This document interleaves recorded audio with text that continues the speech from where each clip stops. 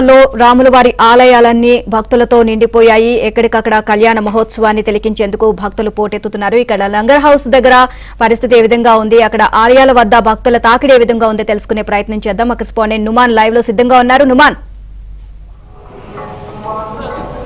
ముందుగా ఏబిఎన్ ఆంధ్రజ్యోతి ప్రేక్షకులకు శ్రీరామనవమి శుభాకాంక్షలు. శ్రీరామ రామ రామేతి రమే రామే మనోరమే సహస్రనామ తత్తుల్యం రామ రామ వరానని అంటూ రాముని నామస్మరణతో ఇటు హైదరాబాద్ నగరంలో ఉన్నటువంటి రామాలయాలన్నీ కూడా సందడిగా మారాయి. సో సిటీలో ఉన్నటువంటి ప్రముఖ ఆలయాలతో పాటు దాదాపు 800 ఏళ్ల చరిత్ర కలిగినటువంటి ఆ లంగర్ హౌస్ లో ఉన్నటువంటి స్వయంభూ సీతారామచంద్రస్వామి ఆలయం వద్ద కూడా పెద్ద ఎత్తున భక్తులు తరలి వస్తున్నటువంటి పరిస్థితి ఉంది. సో ప్రస్తుతం మనము చూడొచ్చు, మరి కాసేపట్లోనే సుందర రమణీయ కమనీయమైనటువంటి రాముల వారి కళ్యాణ వేడుకను తిలకించడానికి కూడా పెద్ద ఎత్తున కూడా భక్తులు తరలి వస్తున్నటువంటి పరిస్థితి. సో ప్రస్తుతం మనతో పాటు మాట్లాడడానికి అర్చకులు కూడా ఉన్నారు, వారితో కూడా మాట్లాడదాము. చెప్పండి, ఎలాంటి పూజా కార్యక్రమాలు నిర్వహిస్తున్నారు?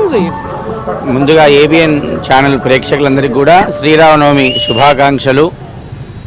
లంగర్ హౌస్ ముచుకుందా నది తీరమందు వేంచేసినటువంటి వీరరాఘవ ఆలయము మహంత్ శ్రీ శ్రీ బలవీర్ దాస్ మహారాజ్ యొక్క ఆశీస్సులతో మహంత్ రాహుల్ దాస్ బాబా గారి యొక్క ప్రత్యక్ష పర్యవేక్షణలో ఉగాది నుంచి మొదలుకొని శ్రీరామనవమి తెల్లారి వరకు జరిగేటటువంటి 9 రోజుల నవరాత్రి వసంత ఉత్సవాలు అందులో ముఖ్యంగా ఈరోజు రాముల వారి యొక్క కళ్యాణము అత్యంత వైభవంగా ఈ యొక్క కళ్యాణం జరుగుతుంది.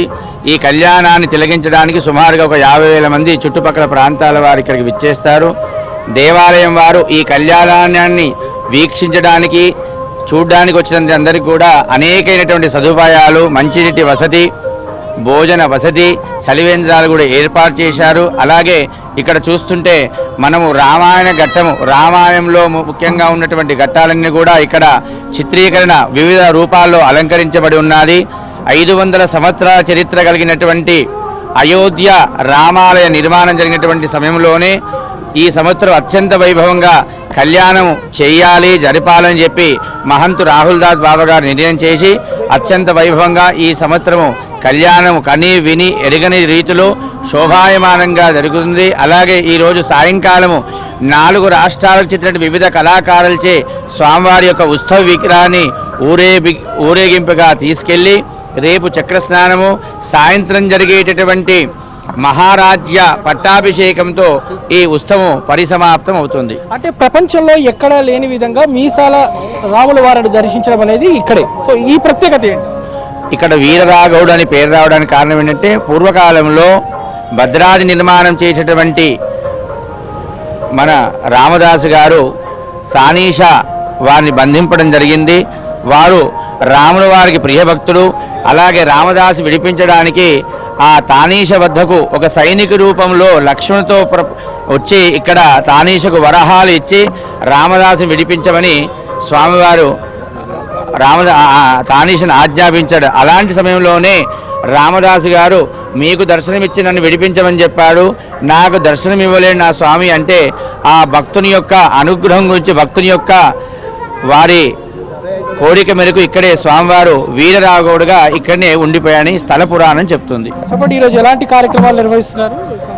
ఈరోజు భరతనాట్యం, కూచిపూడి, మరి మహారాష్ట్ర, కేరళ సంబంధించిన రాష్ట్రాల నుంచి వివిధ సాంస్కృతిక కార్యక్రమాలు మన సంఘం ద్వారా నిర్వహిస్తున్నాము.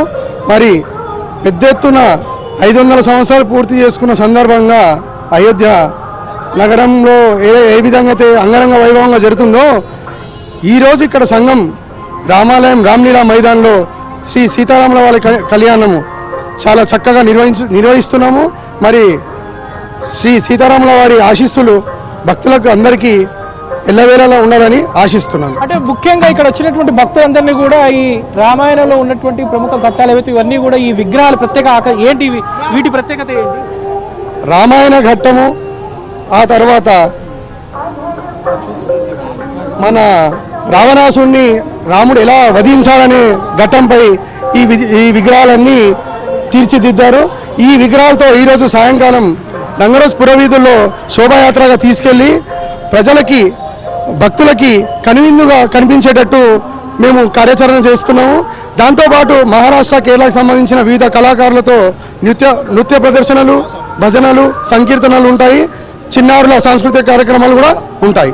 సో మొత్తానికి అయితే ఇటు హైదరాబాద్ నగరంలోని రామాలయాలన్నీ కూడా భక్తులతో సందడిగా మారాయి. సో ఎక్కడ చూసుకున్నా కూడా రామనామ స్మరణతో అంతా కూడా ఒక సందడిగా ఒక కోలాహలమైనటువంటి వాతావరణం అయితే కనిపిస్తుంది. ఇటు హైదరాబాద్ నగర వ్యాప్తంగా అంతా కూడా శ్రీరామనవమి వేడుకలను అయితే ఘనంగా జరుపుకుంటున్నటువంటి పరిస్థితి ఉందని చెప్పొచ్చు. Over to studio.